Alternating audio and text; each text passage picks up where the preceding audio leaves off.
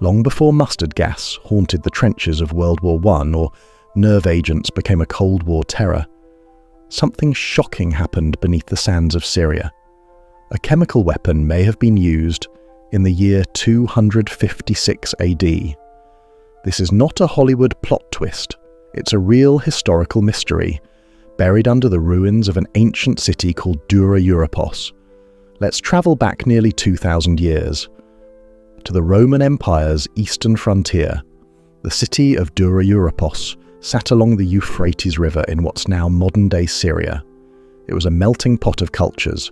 Roman soldiers, Greek merchants, Persian traders, and Semitic locals all lived side by side. Think of it as a desert version of a bustling border town. But by the mid-3rd century, its location made it a target. At the time, Rome was clashing with a rising power to the east, the Sasanian Empire, the Persians. In 256 AD, Persian forces led by King Shapur I laid siege to Dura Europos. The Romans had fortified the city, building strong walls and towers. The Persians weren't going to storm those defences head-on. Instead, they did something smarter and darker. They started digging, underground. The goal? To tunnel beneath the walls, weaken the foundations and collapse them. But the Romans weren't clueless. They noticed the digging and started their own counter-tunnels. What happened next isn't just siege warfare. It's one of the earliest recorded cases of chemical combat. During excavations in the 1920s and 30s, archaeologists found the remains of around 20 Roman soldiers piled up in a cramped tunnel near one of the city's towers, Tower 19. But here's the weird part. Only one Persian body was found. Just one. What kind of underground battle leaves one side almost untouched and the other completely wiped out? For decades, historians weren't sure what to make of it. Had the Romans suffocated from smoke? Had the Persians used some kind of booby trap? The mystery stayed unsolved until a British archaeologist named Simon James revisited the site in the early 2000s. James examined the bodies, the burn marks on the walls, and, most importantly, the chemical traces in the tunnel. What he found was shocking. The Persians had used a mix of sulfur and bitumen. When burned in a confined space like a tunnel, that mixture creates choking, toxic gases, mainly sulfur dioxide. It burns the lungs, blinds the eyes, and kills fast. Imagine the scene. Roman soldiers armed with swords and shields crouched in a tight tunnel.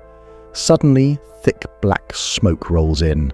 Their torches flicker, their eyes sting, their lungs burn. Panic sets in. In seconds, they drop to the ground, not from wounds, but from poison. They never had a chance to fight. The lone Persian body, likely a victim of his own weapon. The soldier tasked with lighting the fire and sealing off the tunnel may not have escaped in time. What makes this even more fascinating is how modern science helped crack the case. Almost 2 millennia later, chemical analysis revealed residue consistent with sulfur and hydrocarbons. This wasn't just a fire, it was a targeted chemical attack, carefully designed to kill without close combat. Now, to be clear, this wasn't chemical warfare as we define it today. There were no gas shells or spray systems, but the concept was the same, using toxic substances deliberately in war to incapacitate or kill. And it worked. This moment in history flips the common assumption that chemical weapons are a modern horror. They're not. The idea of using poisonous gas in battle was alive and well long before tanks, trenches, or treaties. And yet, this story almost disappeared. After Dura Europos fell, the Persians deported its people, and the city was abandoned. Over time, it was swallowed by desert sands. Only the dry conditions preserved the site so perfectly.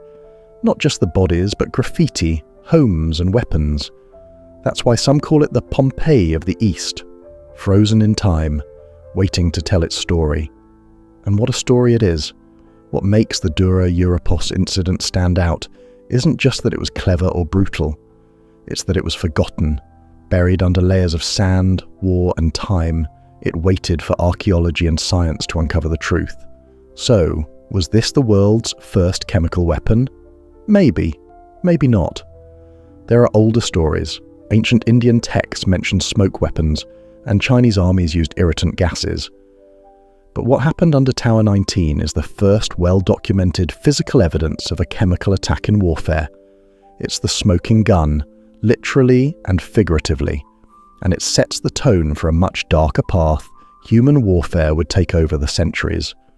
This single act beneath a dusty desert wall reminds us of something chilling. Humans have always looked for new ways to kill, and sometimes those ways start with smoke in a tunnel.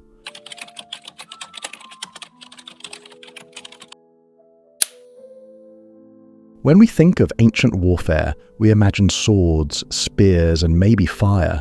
But behind the clashing armies, ancient civilizations were already exploring something far more advanced and disturbing. They were experimenting with poison, smoke, and chemical irritants long before the modern world ever coined the term chemical weapons. Let's start with ancient Greece. In 429 BC, during the Peloponnesian War, the Spartans laid siege to the city of Plataea. Instead of just relying on brute force, they turned to chemistry. Historical sources say they stacked wood, pitch and sulfur under the city's walls and set it on fire. The burning sulfur released sulfur dioxide gas, a noxious chemical that attacks the lungs and eyes. The goal was to choke the defenders, not with swords, but with smoke. That's an early example of something deeply calculated, using chemical reactions as a weapon. The Spartans knew exactly what they were doing, and they weren't alone. In ancient India, war manuals like the Arthashastra, written over 2,000 years ago, describe battlefield tactics involving smoke bombs and poison. Some recipes mix chili powder, dung and mustard seed into a fine dust to irritate enemy troops. These powders were then thrown into enemy camps or blown through tubes to scatter and disorient soldiers. Other sections detail how to create smokes that cause confusion or even unconsciousness, especially during sieges. These tactics weren't mystical, they were practical. Indian warfare often involved guerrilla-style strategies, and psychological chaos was as important as physical damage. Meanwhile, in ancient China, military innovators were pushing the concept even further. During the Warring States period, Chinese forces developed an impressive variety of smoke-based tools. Some were made from toxic herbs, others used arsenic compounds or crushed minerals. There are even records of dust weapons filled with ground glass meant to shred the lungs of anyone who inhaled it. Some Chinese troops used bamboo tubes packed with powders and fire starters to create smoke clouds during battle. The goal wasn't just to harm, it was to create panic. The thick fog of smoke would blind the enemy, break formations and give attackers the advantage. And then there were the stink bombs. Yes, really. Ancient Chinese manuals mention foul-smelling chemical mixtures that were hurled into enemy strongholds to weaken morale. These weren't fatal, but they were extremely effective in psychological warfare. Imagine being trapped in a fortress filled with toxic fumes and unbearable stench. That's not just warfare, it's terror. Across all these civilizations, the pattern was the same: turn nature into a weapon. Whether it was the irritation of pepper smoke, the choking fog of sulfur, or clouds of dust and ash, the goal was to disable the enemy without direct combat. And when you're defending a city, or vastly outnumbered, that kind of innovation can turn the tide of battle. One of the most advanced and terrifying examples came from the Byzantine Empire: Greek fire. It wasn't just flammable, it burned on water. Used mostly in naval warfare, this chemical weapon could stick to ships and keep burning no matter how much water you poured on it. The exact formula was a closely guarded state secret, possibly including petroleum, quicklime, and sulfur. Enemies feared it like a myth, but it was very real. What's remarkable is that none of these civilizations had modern chemistry. They weren't isolating molecules or analyzing toxins in labs. They learned by trial and error, burning herbs, mixing materials, and watching how their enemies reacted. And once something worked, they remembered it. These early forms of chemical warfare weren't as efficient or widespread as what came centuries later, but they were absolutely intentional. They show that the instinct to use smoke and poison in war is as old as war itself. It's easy to assume that gas warfare began in the 20th century. But the truth is, ancient engineers and generals were already laying the foundation long before factories laboratories and science labs existed.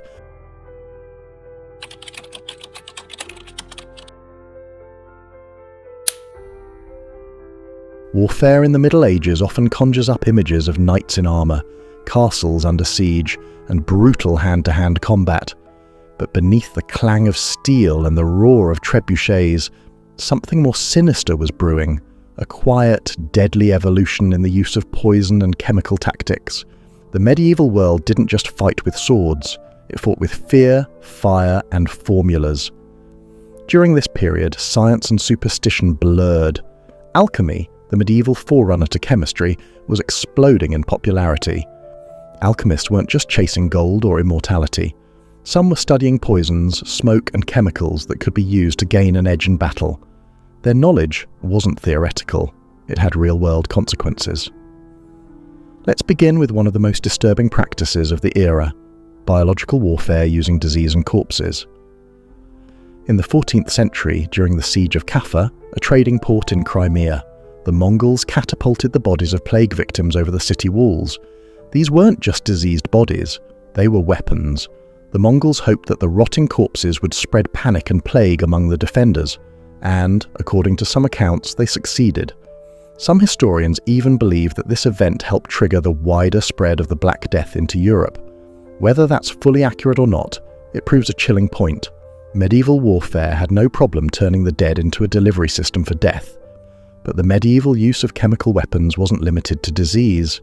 Many armies experimented with poisoned arrows, booby traps, and smoke-based tactics. In Eastern Europe and the Islamic world, there are records of wells being poisoned to deny invading armies access to fresh water. That's not just strategy, it's chemical sabotage. Alchemists contributed to the chaos by creating mixtures designed to confuse or kill. Some of these recipes included sulfur, arsenic, quicklime, and even powdered metals. When burned or thrown, they created noxious smoke or toxic dust. These substances were sometimes launched into enemy fortifications using crude clay pots, the medieval ancestor of the modern gas grenade. In fact, Greek fire, first used by the Byzantines centuries earlier, didn't vanish after the fall of Constantinople. Variants of it continued to pop up in different forms throughout the Middle Ages.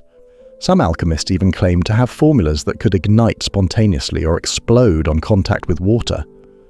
While many of these tales are likely exaggerated, there's no doubt that incendiary and chemical mixtures were part of the medieval arsenal. One fascinating figure in this story is the Islamic scholar Hassan al-Ramah, a 13th century military engineer. His writings include detailed recipes for explosive devices and chemical weapons. He described mixtures for smoke bombs and fire pots that could be used to blind, burn, or suffocate enemies during a siege.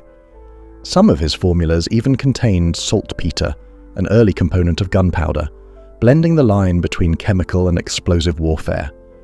Meanwhile, in Europe, fear of poison became so intense that entire professions were built around it. Poisoners, often employed in secret by royal courts, were tasked with crafting slow-acting toxins or undetectable venoms. These weren't used on the battlefield, but in politics. A well-placed goblet of wine could do more damage than a dozen swords. By the 12th and 13th centuries, many European cities had laws banning the use of poison in warfare, not because they didn't exist, but because they were being used. The fact that medieval codes even had to outlaw chemical tactics shows how real and feared they had become. It wasn't always about death. Some mixtures were designed to cause fear and confusion, especially during sieges. Stinking concoctions could be thrown over walls to make life inside unbearable. Others were used to create smoke screens that allowed soldiers to move unseen. In a time before gas masks or filters, even a small chemical advantage could change the course of a siege. The medieval period didn't have laboratories or mass production, but it had creativity, it had desperation, and it had a growing obsession with substances that could kill silently, invisibly, and efficiently. While not as systematic or industrialized as later centuries, the Middle Ages planted the seeds for what chemical warfare would one day become. Not just a tool of destruction, but a method of psychological warfare. It wasn't always about how many soldiers you had. Sometimes it was about who had the most terrifying powder hidden in a flask. As kingdoms grew into empires, and science began to emerge from alchemy, the next step was inevitable. The chemical weapons of the Middle Ages were about to evolve, and the Renaissance would take it to a whole new level.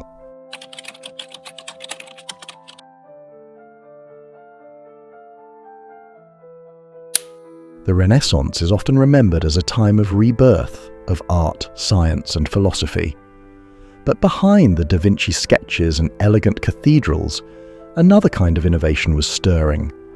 The study of chemistry, once entangled in alchemy and mysticism, began to move toward real science, and with it came a deeper, more calculated understanding of how to harm others. This was the era when warfare began to change dramatically.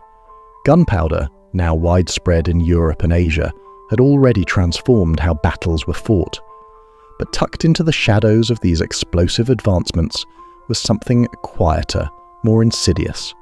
The idea that chemicals, not just firepower, could become the deciding factor in conflict. One of the first major signs of this shift came from the minds of Renaissance scholars and military engineers. Figures like Leonardo da Vinci, often celebrated for their brilliance, also dabbled in darker ideas. Da Vinci's notebooks include sketches of weapons that release toxic smoke into tunnels, a clever way to flush out enemies without direct combat. It wasn't just theoretical, these were real suggestions for real use in warfare. Meanwhile, other thinkers were publishing guides on how to mix chemicals to create deadly gases, choking fumes, or blinding smoke. One 16th century manual described how to make stink pots using sulfur, pitch, and arsenic. These could be thrown into enemy formations to cause panic and confusion. It was crude, sure, but it worked. As early modern armies became more organized, their arsenals did too, and with organization came the opportunity for systematic experimentation. In Germany, France, and Italy, military theorists began compiling chemical recipes for incendiary grenades, smoke bombs, and even early forms of toxic gas dispersal. These devices were used primarily in sieges, where defenders and attackers alike tried to outlast or outsmart one another. One of the most unnerving trends was the continued use of biological agents alongside chemical ones. During the 30 Years' War in the 1600s, a sprawling, brutal conflict across Central Europe, soldiers reportedly contaminated wells and food stores with decaying matter to spread disease. Some armies even weaponized feces, using it in bombs or mixing it with chemicals to create unbearable stench weapons. The logic was simple: if you can't beat them with bullets, beat them with biology. This period also saw an increasing interest in poison as a weapon of assassination. Royal courts, political rivals, and secret agents all had access to sophisticated toxins. Many were plant-based, like belladonna, aconite, or hemlock, but some were chemically enhanced. These poisons weren't just designed to kill, they were crafted to be untraceable, slow, or psychologically terrifying. A ruler could fall ill in front of his court, coughing up blood or slowly going blind, and no one would know who had pulled the trigger. But not everyone embraced this shadowy side of warfare. Some military codes, particularly in France and England, began to include ethical restrictions on chemical and poison use. It wasn't entirely out of compassion. Rather, it was a fear that if one side used such weapons, the other side would respond in kind, and things would spiral. Even so, chemical tactics remained part of the military landscape, especially in siege warfare. Fortresses were often targets of chemical trickery, burning sulfur in tunnels, smoke bombs tossed over walls, or diseased corpses hidden in supply shipments. Each of these methods was designed not for glory, but for psychological dominance. The idea wasn't just to win, it was to make the enemy feel helpless. At the same time, science kept advancing. The 17th century saw major breakthroughs in the understanding of gases and chemical reactions. Scientists like Robert Boyle, though not directly involved in warfare, laid the groundwork for modern chemistry, and with that foundation, future generations would build weapons far more devastating than anything the Renaissance could imagine. By the end of the early modern period, the world stood on the edge of industrialization. Wars were becoming more brutal, more efficient, and more global, and chemical warfare, still lurking in the background, was evolving from a medieval curiosity into a potential powerhouse of destruction. The next step wasn't a slow burn, it was a detonation. As the 19th century dawned and chemistry became industrial science, the rules of war were about to change again.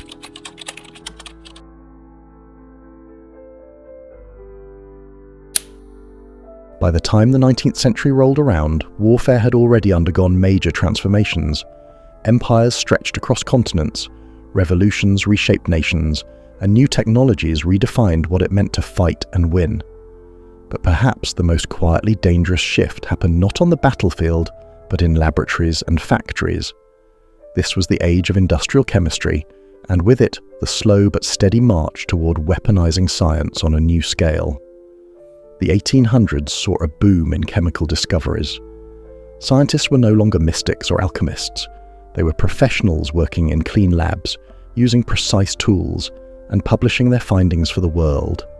Gases like chlorine, ammonia, and hydrogen sulfide were isolated and studied in detail. For the first time, people understood how these substances reacted with the human body, and that knowledge, as always, found its way into the hands of those in power. Factories sprung up across Europe and the United States to produce synthetic chemicals, dyes, and fertilizers. But the same processes used to manufacture perfume or soap could also produce acids, toxic gases, and volatile compounds. What was once artisanal and small-scale became industrial and far more deadly. Early in the century, military planners began to take note. While chemical weapons weren't yet mainstream, experiments and proposals surfaced in journals and reports. One British chemist even suggested using asphyxiating gas shells in colonial warfare, arguing it would end battles quickly by causing fear and disarray. These ideas were often dismissed as unethical or impractical, but they never fully disappeared. One infamous moment came during the Crimean War, 1853 to 1856, when British forces reportedly considered using chemical shells to break Russian fortifications. The plan was ultimately abandoned, likely due to logistical challenges. But the fact that such discussions were taking place shows how close military minds were to pulling the trigger on gas warfare, even before the 20th century. Meanwhile, in laboratories across Europe, chemists were discovering new ways to manipulate elements. In 1860, the German chemist Friedrich Wöhler made significant progress in synthesizing cyanide compounds.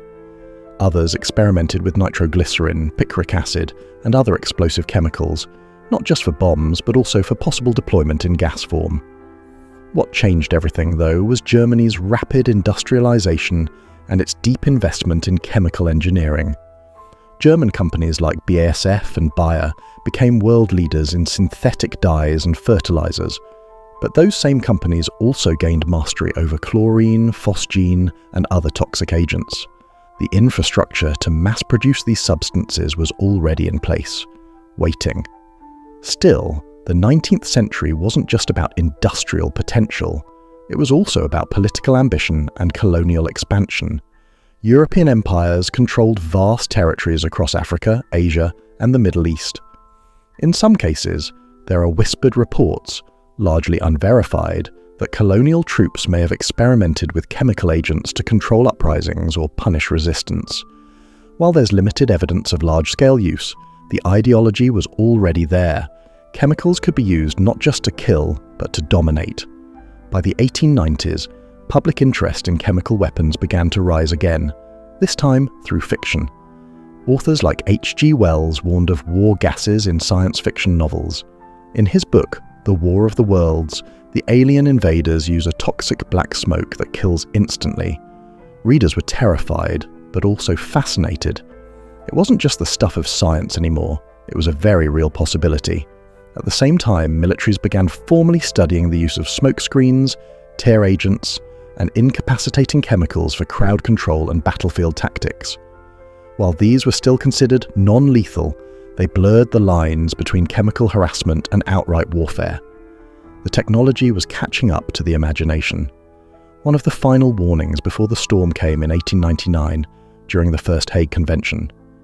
International delegates met to discuss the rules of warfare, and among the agreements was a ban on the use of projectiles whose sole object is the diffusion of asphyxiating or deleterious gases. It was a clear attempt to stop chemical warfare before it began. But treaties are only words. powerless if nations choose to ignore them. And as the 20th century dawned, the perfect storm was gathering. Ambitious empires, industrial-scale chemistry, and a war just waiting to break out. The world had seen wars before, big ones, brutal ones.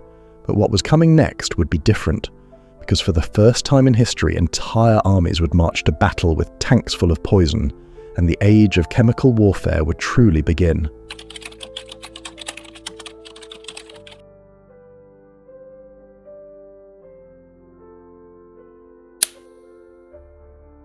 In 1914, Europe exploded into one of the deadliest conflicts in human history. Millions of soldiers marched across fields, believing the war would be over by Christmas. What they found instead was a brutal, grinding stalemate. Trenches stretched from the North Sea to Switzerland. Machine guns, barbed wire, and artillery made every advance costly. As the war dragged on, each side searched for a way to break the deadlock, and that's when chemical weapons stepped out of theory and into the mud-soaked reality of war. Though chemical irritants like tear gas had already been used in small doses by the French, it was the Germans who would make the first bold move into true chemical warfare. On April 22, 1915, near the quiet town of Ypres in Belgium, the German army released over 150 tons of chlorine gas from thousands of cylinders into the wind. A greenish-yellow cloud rolled across no man's land, creeping silently toward the French trenches. At first, the soldiers didn't understand what was happening. Then came the coughing, the choking, the searing pain in their lungs and eyes. Chlorine gas reacted with moisture in the lungs to form hydrochloric acid, literally burning from the inside. Panic followed. Some troops fled in terror. Others collapsed where they stood. The line was broken. But the Germans, unprepared for their own success, didn't fully capitalize on the breach. The world took notice. The age of chemical warfare had officially begun. Overnight, militaries scrambled to adapt. Gas masks became standard equipment. Scientists were pulled from universities and labs to develop more effective poisons or defenses against them. The battlefield became a kind of chemical laboratory, where new gases were tested not on rats, but on soldiers. Chlorine was just the beginning. Soon came phosgene, a colourless gas far deadlier than chlorine. It killed slowly, sometimes over 24 to 48 hours as lungs filled with fluid.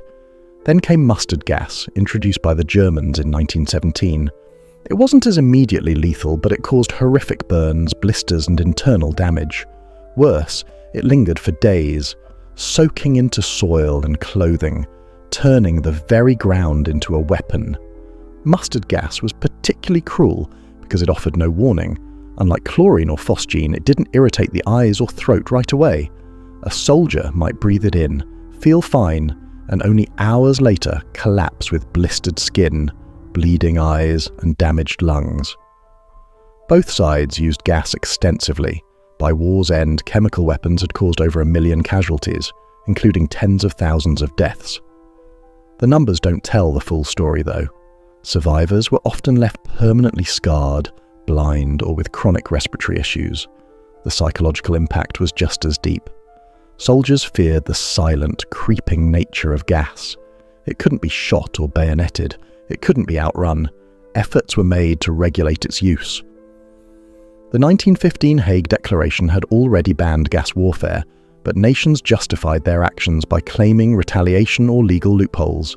In truth, the rules collapsed under the weight of desperation.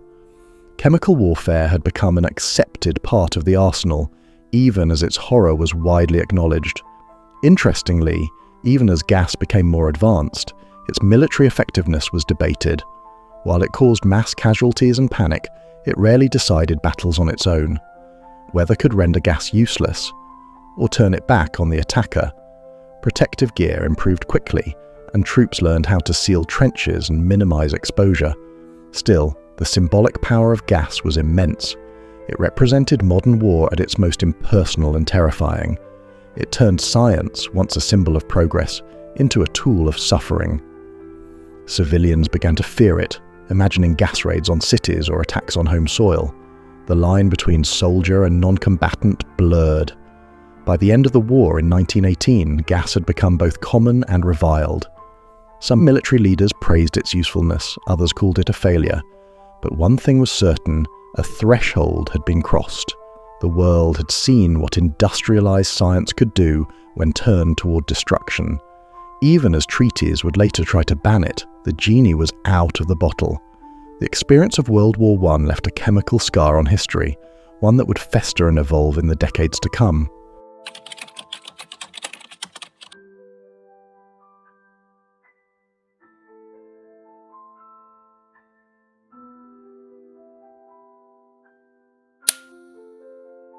After the gas-choked trenches of World War I, the world hoped never to see chemical weapons again. But while nations publicly condemned their use, behind closed doors, laboratories buzzed with activity. The war had shown what these weapons could do, and no military wanted to be caught unprepared. So, even in times of peace, the science of chemical warfare continued. The Geneva Protocol of 1925 was meant to stop it. Signed by major powers, it banned the use of chemical and biological weapons in warfare, but it didn't prohibit development, production, or stockpiling. So, while the ink dried on peace agreements, factories quietly ramped up production of poison gases. Countries claimed it was for deterrence, but the arms race had simply taken on a new form. Throughout the 1930s, nations experimented with deadlier compounds. The Japanese military, for instance, used chemical weapons extensively during their invasion of China. In places like Shanghai and Wuhan, mustard gas was dropped from planes or delivered via artillery, despite global outcry. Thousands of civilians and soldiers alike were affected. These actions went largely unpunished, and the world took note. Meanwhile, in Germany, scientists working under the Nazi regime accidentally discovered something far more lethal. In 1936, while researching pesticides, German chemist Gerhard Schrader synthesized a compound called Tabun. It was a nerve agent, something far deadlier than mustard gas or phosgene. Unlike older chemical weapons that attack the skin or lungs, Tabun interfered with the nervous system. Just a tiny dose could kill within minutes. This was the beginning of a terrifying new era, nerve agents. Tabun was followed by sarin in 1938 and soman in 1944. These chemicals were invisible, odorless, and fast-acting. They caused muscle convulsions, paralysis, and death by suffocation. What made them truly frightening, though, was how little was needed. A single drop on the skin could be fatal. Despite having these weapons, Nazi Germany never used them in battle during World War II. The reasons remain debated. Some historians believe Hitler, a World War I gas victim himself, was reluctant. Others argue that fear of Allied retaliation held them back. Whatever the case, the weapons remained in storage. Fully ready, never deployed. The Allies too developed nerve agents. The British worked on their own programs, and the US expanded its chemical arsenal. Though not used in combat in Europe, chemical weapons hovered like a phantom over the battlefield, a constant, unspoken threat. But that didn't mean the world was safe. In 1943, a tragic accident occurred in Bari, Italy. A German air raid hit an American ship carrying mustard gas. The explosion released the gas into the harbour, exposing over 600 Allied troops and countless civilians. It was covered up for years. Officially, the US had brought the gas for retaliation in case Germany used it first. The disaster showed how fragile the line was between peace and chemical catastrophe. The war ended, but chemical research did not. The Cold War was beginning, and with it came a new obsession with weapons of mass destruction. The US and Soviet Union raced to outdo each other, not just in nuclear arms, but in chemical warfare as well. Stockpiles grew. Research became secretive, intense, and often morally murky. By the 1950s, a new class of nerve agents had emerged, the V-series. Among them was VX gas, one of the most toxic substances ever created. Just 10 milligrams, absorbed through the skin, could kill a person. VX didn't just evaporate like earlier gases. It clung to surfaces, lasting for days or even weeks. It was designed for persistence, to make battlefields uninhabitable long after the fighting ended. Publicly, nations spoke of peace and disarmament. Privately, they built chemical doomsday weapons. Scientists argued that deterrence would prevent their use. But history had already shown that fear was not always enough to hold back a trigger. The evolution of chemical weapons from choking clouds in World War I to silent, invisible killers in the Cold War marked a chilling transformation. Warfare had become not just about destruction, but control. With a few drops of liquid, entire cities could be held hostage.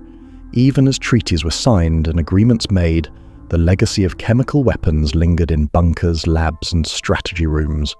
And though the battlefield was quiet, the war for chemical supremacy was still raging. Only now it was being fought in secrecy.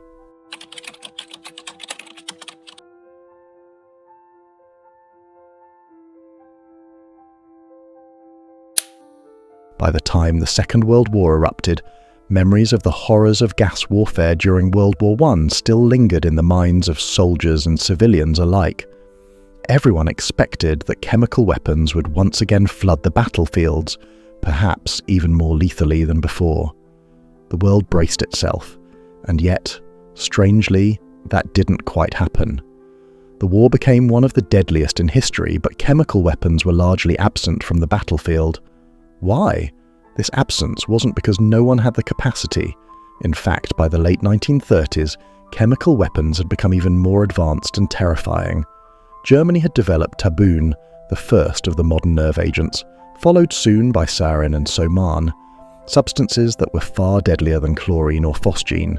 These new weapons didn't merely choke or blister, they disrupted the nervous system entirely, leading to convulsions, paralysis, and death in horrifying ways. But despite possessing these next-generation weapons, the Nazis didn't use them in combat. The Allies also had stockpiles of chemical weapons, including mustard gas and lewisite, yet chose not to deploy them. The reasons are debated.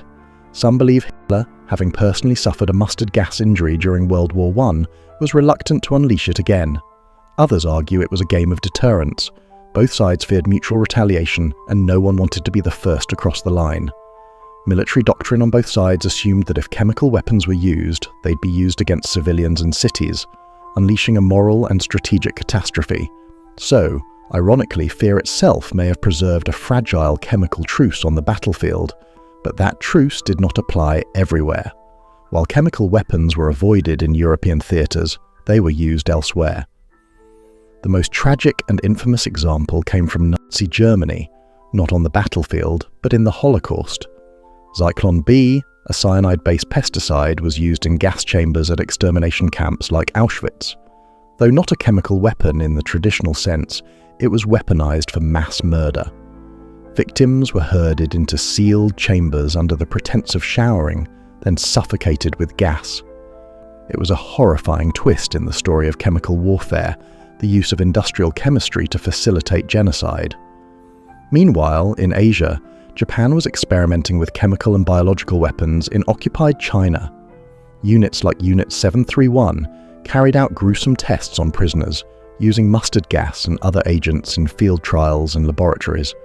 These experiments were hidden from the public and would only come to light after the war ended. Japan used chemical weapons against Chinese troops and civilians, violating international law with impunity. On the Allied side, preparations for chemical warfare were intense. The British manufactured tons of mustard gas and stored it in secret depots. The United States developed new protective gear, trained troops for gas warfare, and even built massive stockpiles across the country. But perhaps the closest the world came to a chemical disaster during the war was in the port of Bari, Italy, in December 1943. An Allied ship carrying mustard gas bombs was hit during a surprise German air raid. The gas leaked into the harbour, killing over 80 servicemen and injuring hundreds more. The incident was kept secret for years. It wasn't until much later that survivors learned the strange burns and respiratory issues they experienced were due to chemical exposure. Bari revealed just how dangerously close the world had come to another gas war. In the post-war years, the world tried to understand why chemical weapons hadn't been used more extensively. Some concluded it was due to deterrence and mutual fear. Others pointed to practical limitations. Wind, weather, and terrain made chemical attacks unpredictable. There were also moral and political considerations. Any side that used gas would likely be remembered for it, and that legacy could outlast the war itself. But there's a darker lesson too. The technology had advanced, the weapons were ready. It wasn't a lack of capability that stopped them. It was restraint, luck, and perhaps a shared memory of the past. Had any one side used gas on a major scale, retaliation would have escalated rapidly.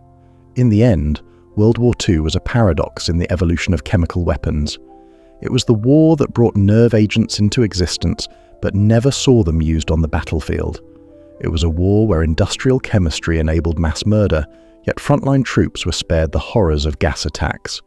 The threat loomed over every decision, every battle plan, every strategy session. But it remained a threat that, for the most part, was never acted on. And yet, as the war ended and the Cold War began, the question lingered. If not then, when? Because the weapons still existed, and in some cases they were deadlier than ever. The post-war world would now have to wrestle with the haunt.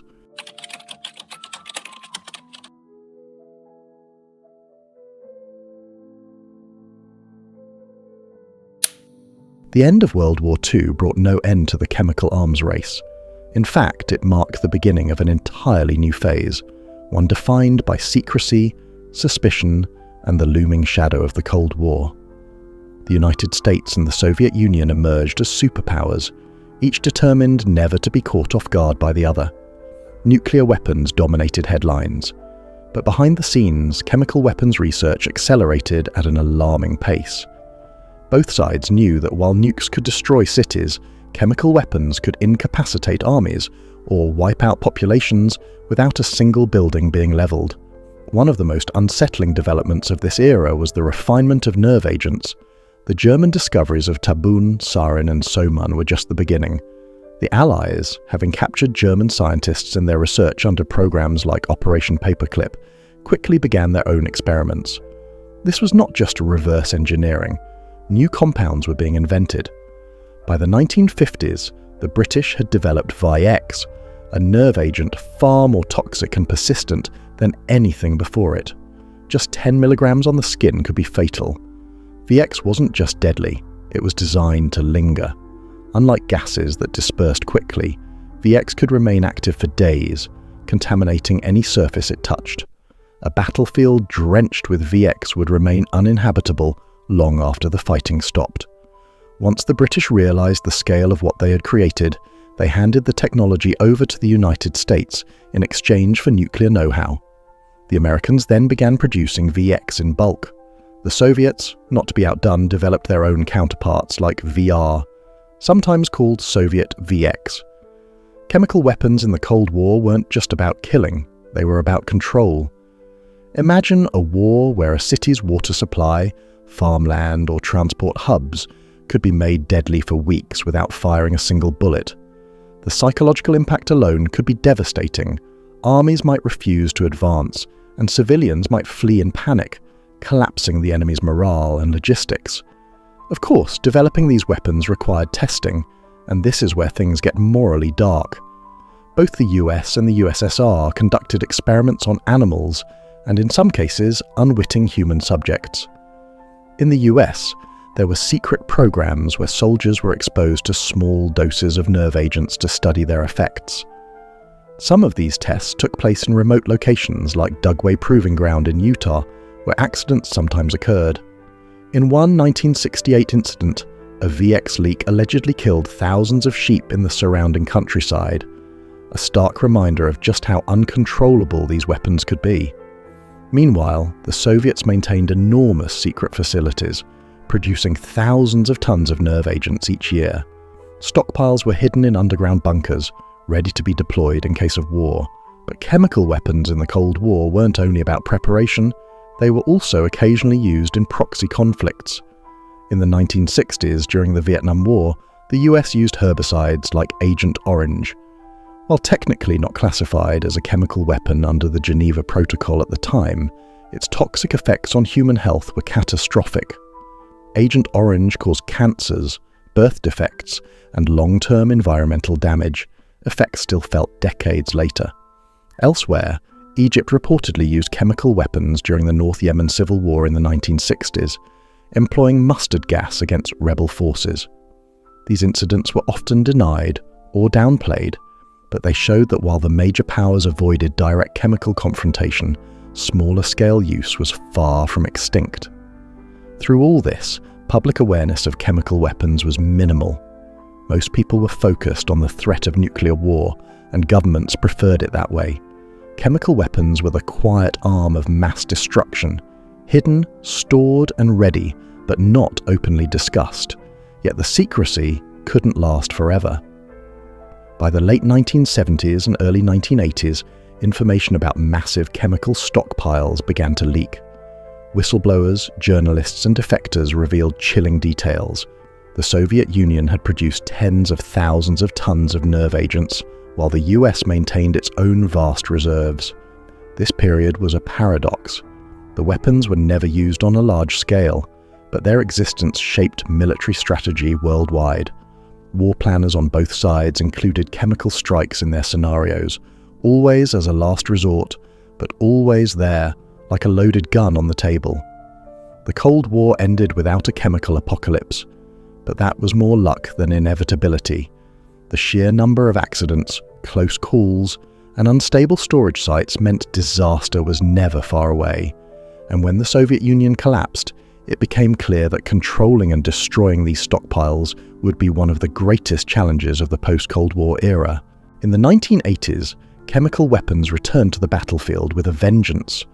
This time, there was no mistaking their use, and no denying the scale. The setting was the Iran-Iraq War, a brutal conflict that raged from 1980 to 1988.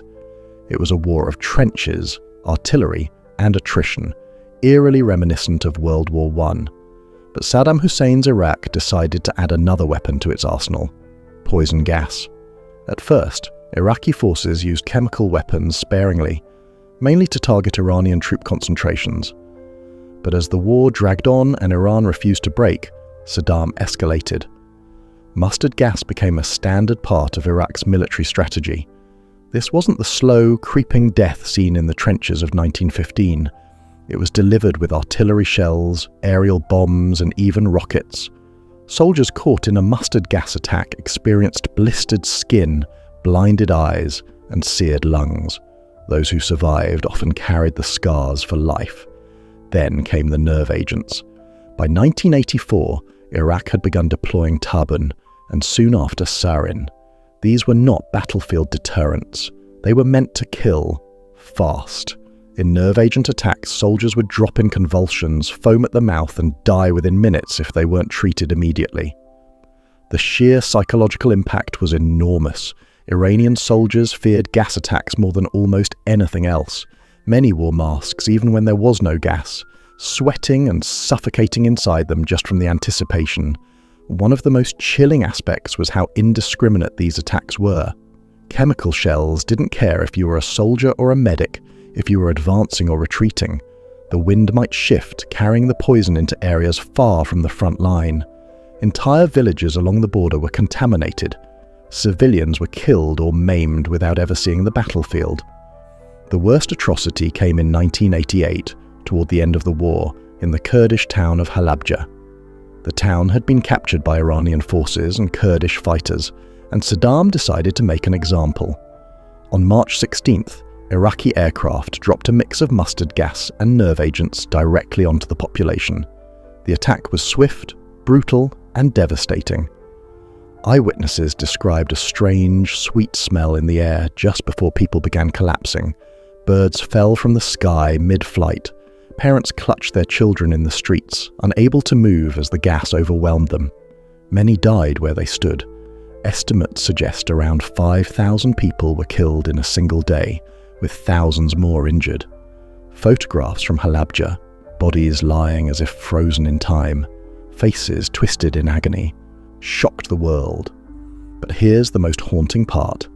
The world didn't really stop it. There was condemnation, yes, outrage in newspapers, but no military intervention to halt Iraq's chemical campaign. Geopolitical interests, Cold War alignments, and oil politics all played a part in the silence. For Saddam, it was proof that chemical weapons worked, not only in killing enemies, but in instilling terror, punishing dissent, and sending a message to anyone who might oppose him. The Iran-Iraq War became the most extensive use of chemical weapons since World War I, and Halabja the most infamous single attack since Ypres. The conflict proved that even decades after the Geneva Protocol, countries could still find ways to justify, or at least excuse, their use. And the danger wasn't only in the battlefield deployment, it was in the precedent it set. If one leader could use chemical weapons on such a scale and get away with it, what would stop others? For survivors, the suffering didn't end with the ceasefire. Many endured chronic respiratory problems, skin disorders, cancers, and neurological damage. Children were born years later with birth defects linked to the exposure. In Halabja, the memory of that day is not just in the history books, it's in the living bodies of those who carry the scars. The 1980s chemical warfare in the Middle East was a brutal reminder that while the technology of poison had evolved, the underlying reason for using it hadn't changed much since the days of the trenches, to break the enemy's will. Only now, it wasn't just soldiers, it was entire communities. And as the decade ended, the use of chemical weapons wasn't winding down. In fact, the early 1990s would bring a new conflict in the Persian Gulf, and with it, the fear that chemical weapons might once again be unleashed. From the first choking fumes on ancient battlefields to the blinding flash of a nuclear fireball, humanity's history of weaponry is the story of its own ingenuity turned inward. Each step forward in science has been matched by a step into the shadows, transforming tools of curiosity into instruments of devastation. We like to tell ourselves that these are anomalies, that the worst weapons are accidents of history, but when you trace the line from chemical to nuclear arms, a troubling pattern emerges. Once the idea of a weapon is born, it never truly disappears. Chemical weapons, in many ways, were our first real experiment in mass destruction. The world saw how a single shell of chlorine gas could turn a sunny morning into a mass grave. It learned that nerve agents could silence a city street in seconds, and yet, even as those horrors burned themselves into our collective memory, the laboratories stayed busy. Scientists refined formulas, militaries developed new delivery systems, and stockpiles grew in the dark. Governments signed treaties, banned production, and swore never again.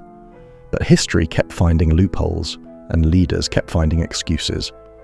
The truth is that chemical weapons never relied on cutting-edge technology to stay relevant. They were terrifying precisely because they were simple, cheap to make, easy to hide, and devastating against the unprepared. That's why they slipped so easily into modern conflicts. In Syria, clouds of sarin drifted over neighborhoods. In assassination attempts, a few drops of Novichok on a doorknob, or in a teacup, showed that the line between war and peace, between battlefield and civilian life, had all but vanished. The moral outrage these attacks sparked was real, but fleeting. The world condemned, then moved on.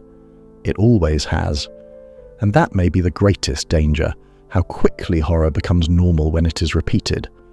But while chemical weapons kill by the hundreds or thousands, nuclear weapons redefine the scale entirely.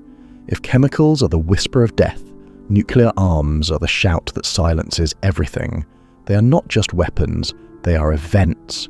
With one detonation, they can erase cities, alter climates, and threaten the survival of entire nations. The mushroom cloud is more than a military tool. It is a symbol of our ability to destroy ourselves in an afternoon. The transition from chemical to nuclear warfare was not a leap. It was an acceleration. The same logic that birthed poison gas in World War I, that a weapon could be so terrifying it would force the enemy to surrender, was used to justify dropping atomic bombs on Hiroshima and Nagasaki. And, as with chemical weapons, the result was not the end of such arms, but their normalization. During the Cold War, the nuclear threat became background noise to daily life. People grew up practicing duck and cover drills. Governments built missile silos like fire stations, and whole industries emerged to feed the arms race. Nuclear weapons became political currency, a shortcut to global influence. If you had them, you mattered. If you didn't, you played by the rules of those who did. Chemical weapons had already taught the world that treaties could slow an arms race but rarely stop it. With nuclear arms, the stakes were too high for even that small comfort. Every new technology, smaller warheads, faster delivery systems, stealthier submarines, was framed not as a threat, but as necessary deterrence. Yet deterrence is a fragile thing, depending not just on weapons, but on human judgment. And humans make mistakes. History is littered with near misses, a radar glitch here, a misinterpreted rocket launch there. In one famous incident, a single officer in the Soviet Union decided not to trust a warning of incoming US missiles. His choice not to retaliate may have saved the world, but we cannot build safety on the hope that, in every moment of crisis, the right person will be in the right place at the right time, making the right call.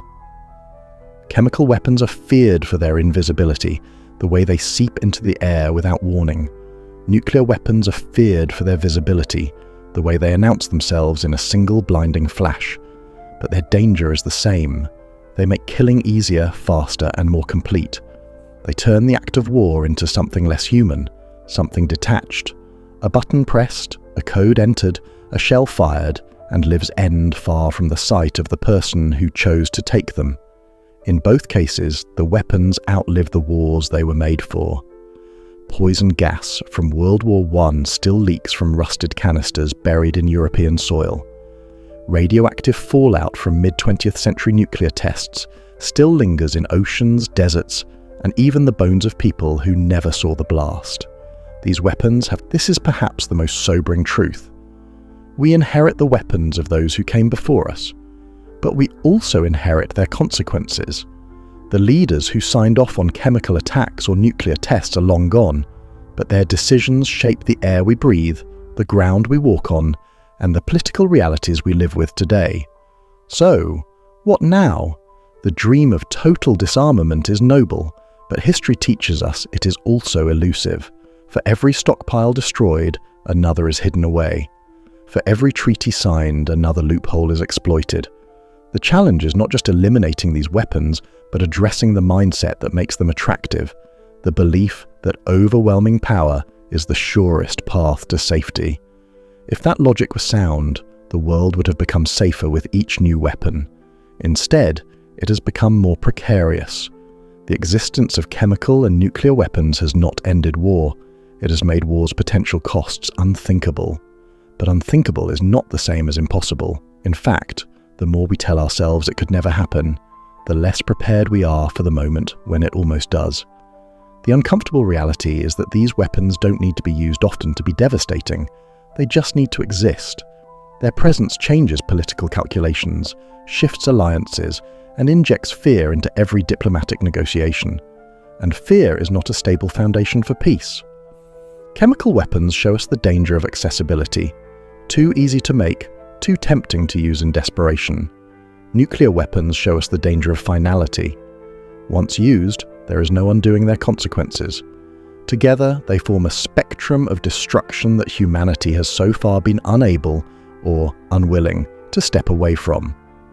The final question is not whether these weapons will be used again.